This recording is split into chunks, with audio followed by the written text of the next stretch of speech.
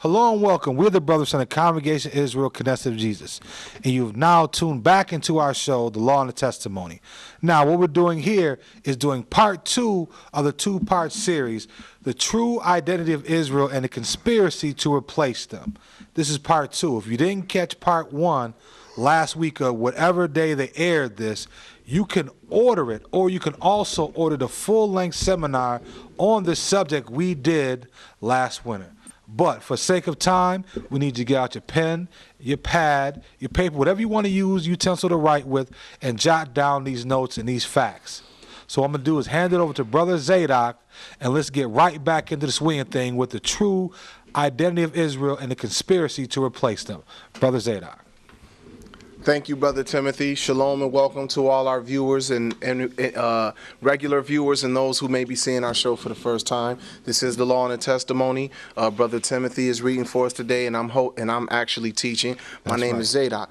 We are the members of the Congregation of Israel, the Knesset of Jesus. And we would first of all like to start off by giving all thanks and praise and honor to the glorious God of Abraham, Isaac, and Jacob, who has given us his spirit and has seen fit for us to stand before the people once again. Now, this is part 2 of a 2-part series. This part is going to deal with the conspiracy to replace the children of Israel, to replace the true Israel with the people who are posing themselves and accepted by the world as being the Jews. But brothers and sisters, we established in part 1 that the children of Israel are a people of color, a black people historically. Now, it's not about racism, but it's just to state matters of fact. People need to know these things, okay? So,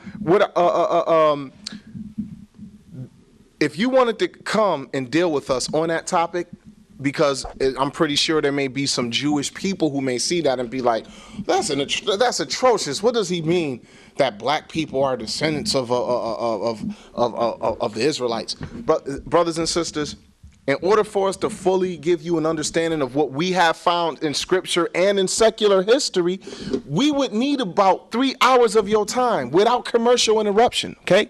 We would need you to sit down with us and deal for about 3 hours just on that topic. And once we've given you our 3-hour presentation just on the color identity historically and biblically on the people of Israel, then you could comment to us. But what we do normally in 3 hours, we actually made a brief synopsis of it and presented it in a 25-minute setting for television. What we're going to deal with today about the conspiracy to replace the true Israelites, which the Jews are just one tribe, the tribe of Judah, one tribe out of 12. Who are the Levites? Who are the Zebulunites? Who are the Danites? Who are the Naphtalites? Who are the Simeonites? Brothers and sisters, who are the Benjamites? Paul was not a Jew. He was from the tribe of Benjamin, but because the Jew ruled at that time, everyone was just heaved into this Jew title, which we understand how that happened. But the truth of this and the extensiveness of it, we would need 3 hours of your time for this one.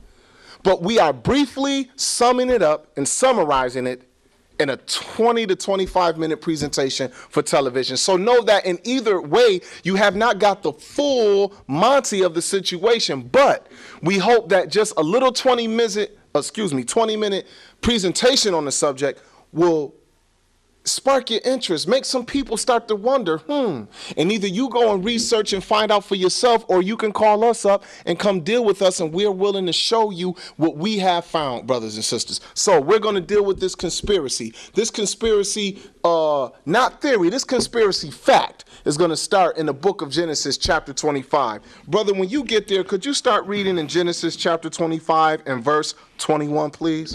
And Isaac entreated the Lord for his wife, because she was barren, and the Lord was entreated of him, and Rebekah, his wife, conceived. And the children struggled together within her. And so she had twins growing in her, and the children were giving her trouble in the womb, struggling in the womb with each other. Continue. And she said, if it be so, why am I thus? And she went to inquire of the Lord. So she wanted to know from God, why are these children in me struggling like this? Continue. And the Lord said unto her, 2 nations are in thy womb. 2 nations are inside of you. So these 2 brothers, which are going to come out fraternal twins, meaning they're not identical, they're fraternal. They're going to turn eventually into two separate nations, brothers and sisters. Continue, please. And two manner of people shall be separated from thy bowels. And the one people shall be stronger than the other people, and the elders shall serve the younger. So whatever happens, the one that come out first, the first twin that come out is going to wind up serving the second twin that comes out, brothers and sisters. Could you go ahead and continue, please? And when her days to be delivered were fulfilled, behold, there were twins in her womb. And the first came out red all over like a hairy garment, and they called his name Esau. So he came out with a hue to his skin of more of a reddish color, all over like a hairy garment, and they called his name Esau. Continue. And after that came his brother out, and his hand took hold of Esau's heel. So even when they came out the womb, they still struggling. Once they pulling out the second one named Jacob, he grabs the firstborn one by the heel, like, I got you. Go ahead. And his name was called Jacob. And Isaac was 80 years old when she bare them. Now, you go and read the whole story on your own. Eventually they grow. A situation come up in time where Esau sells his birthright to Jacob for a bowl of soup when he couldn't find no food. And he told Jacob, hey, what good this birthright gonna do me if I die for hunger? So you can have the birthright, just feed me so I can live. He didn't respect the birthright that God had set aside for him being the natural firstborn, but yet this was none other than fulfilling the prophecy that God told her.